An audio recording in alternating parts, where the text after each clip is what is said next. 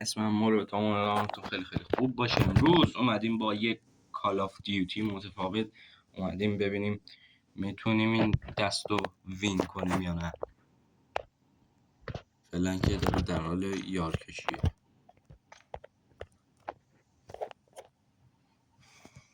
من دوستان شما مولتی پلیرین یا مثلا بتل پلیرین؟ حتما تو کامنت ها بنویسید. من مولتی رو خیلی دوست دارم چون اسنایپم اونجا خیلی بهتر بتل من نمیتونم اسنایپ بزنم، هر کاری کردم نتونستم، یا از نوبی منه یا از نوبی منه دیگه، چیز دیگه این ذهنم نمیاد. خب آقا بسم الله بزن.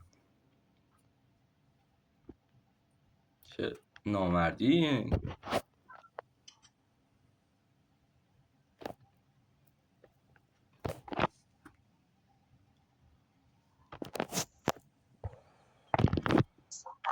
دوستان خب اومدیم یه دست مولتی بزنیم با هم.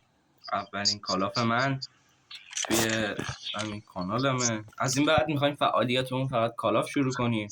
من اینجا صدامو میبندم که یعنی صدام هستش اما ساکت‌ترم چون شما قشنگ گوش بدید.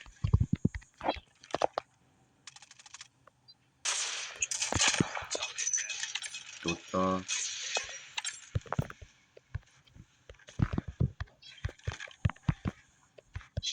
یه دست وین بزنیم. این هستو بنازم.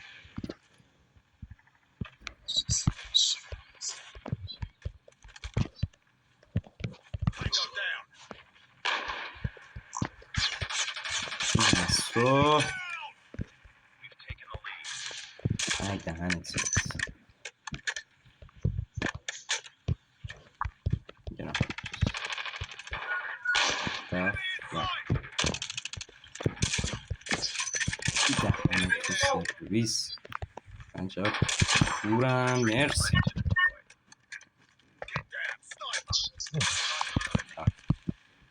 کیل منو بزید. اخ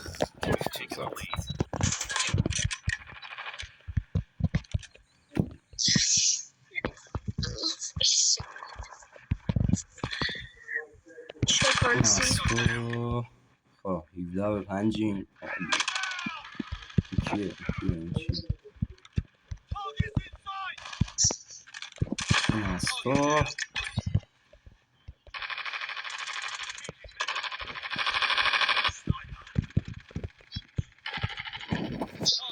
دهنتو سرویس.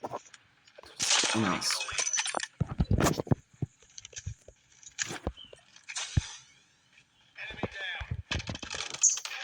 ای بابا چقدر میدزدن اینا. دزدن.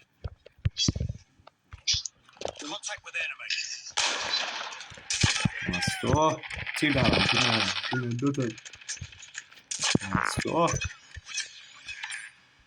چرا عوض کردم؟ عوض نکن. ای دهنت سرویس. اون ورز این هستو و تو یه نفر را بینی را اگه پیرس کنم دهنت سرویس.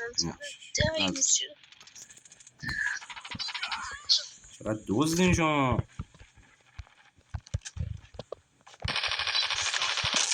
من چقدر